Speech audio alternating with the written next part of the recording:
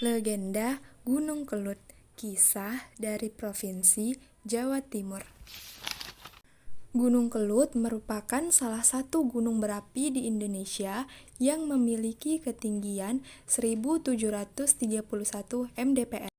Gunung Kelut berada di Provinsi Jawa Timur, tepatnya di perbatasan Kabupaten Kediri, Kabupaten Blitar, dan Kabupaten Malang.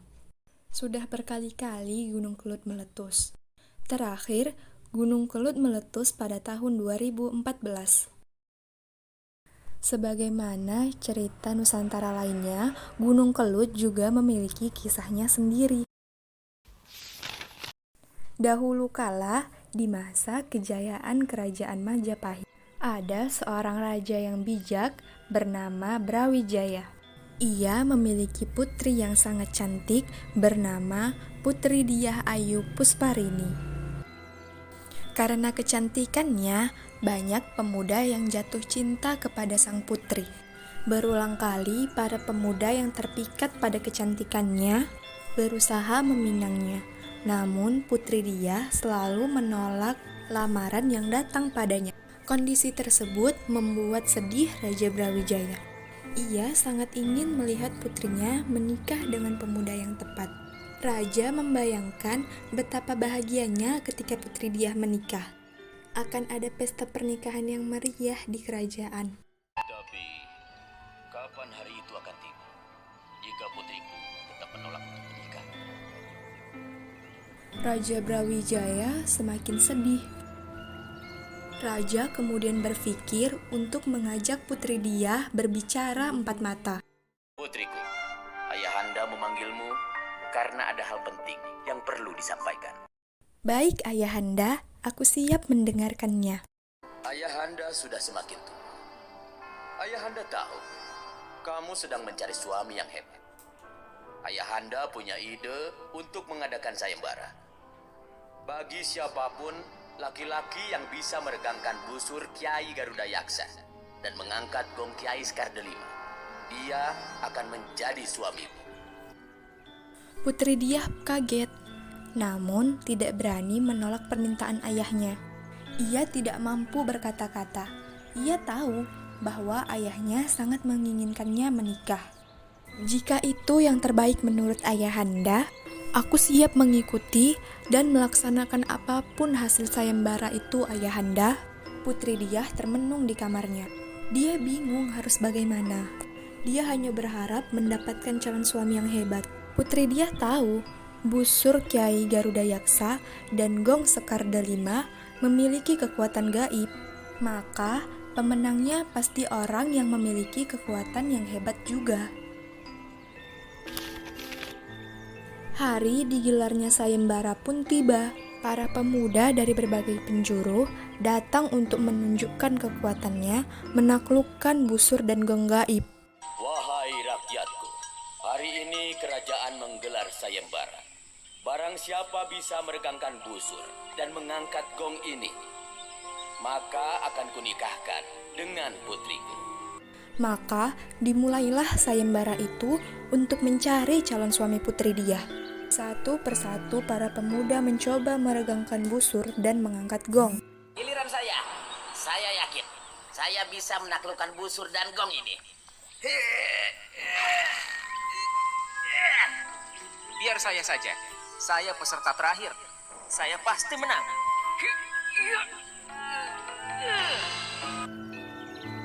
Namun, tidak ada yang berhasil. Raja Brawijaya berusaha menghentikan sayembara tanpa pemenang. Ia berpikir tidak ada yang bisa memenangkan sayembara. Namun tiba-tiba, ada seorang pemuda yang datang dan menyatakan keinginannya menjadi peserta. Jangan hentikan sayembara sekarang. Saya belum mencobanya. Semua orang pun menatapnya. Pemuda ini sangat berbeda dengan pemuda lainnya. Sangat aneh, dia tidak memiliki kepala manusia. Dia memiliki kepala banteng. Siapa namamu?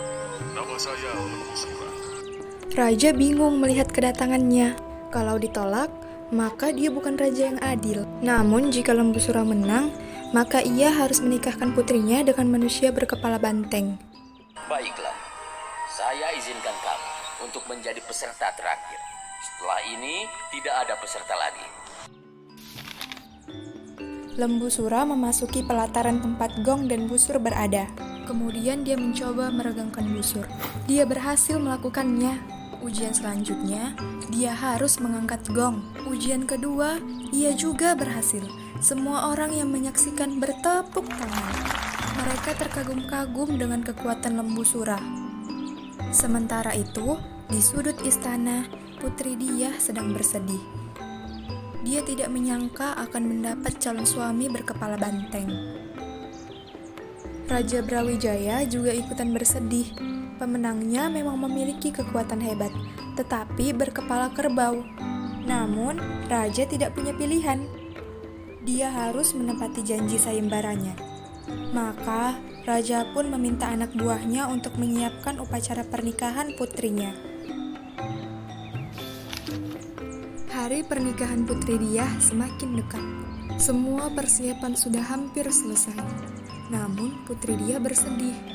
Dia sangat ingin membatalkan pernikahannya. Dia mencari cara untuk membatalkan pernikahannya. Ayahanda, bolehkah aku meminta satu syarat lagi kepada Lembu Sura? Apa syaratnya, putriku? Ayahanda minta Lembu Sura membuat sumur di puncak gunung. Sumurnya untuk kumandi di sana. Raja memahami keinginan putrinya. Raja pun akhirnya menyetujui permintaan Putri Diah. Dipanggilnya Lembu Sura untuk melaksanakan syarat pernikahannya dengan Putri Diah. Mendengar syarat tersebut, Lembu Sura setuju. Lembu Sura pun pergi ke puncak gunung. Di sana, dia menggali tanah gunung sampai dalam. Berhari-hari Lembu Sura mengerjakan syarat tersebut. Hingga akhirnya, kerja kerasnya pun membuahkan hasil. Sumur buatannya telah jadi. Mengetahui Lembu Sura telah berhasil membuat sumur, Putri Diah mengajukan satu syarat lagi. Ia meminta Lembu Sura masuk ke dalam sumur untuk mengetahui apakah airnya wangi atau tidak. Tanpa berpikir panjang, Lembu Sura menyetujuinya. Dia masuk ke dalam sumur yang baru selesai dibuat. Di luar sumur, Putri Diah dan Raja Brawijaya membuat rencana jahat untuk menggagalkan pernikahan Putri Diah dan Lembu Sura. Prajurit, kalau Lembu Sura sudah di dasar sumur, segera tutup sumur dengan tanah sampai penuh. Baik, Tuan. Ketika Lembu Sura sudah sampai di dasar sumur, para prajurit segera melakukan perintah raja untuk menutup sumur tersebut. Mereka melempar tumpukan tanah ke dalam sumur. Lembu Sura yang sudah ada di dalam sumur tidak berdaya ditimpa tumpukan tanah. Ia tidak bisa berbuat apa-apa. Sebelum meninggal dunia, ia mengutuk Raja Brawijaya. Raja Brawijaya, tunggu balas dendamku. Aku akan menghancurkan kerajaanmu.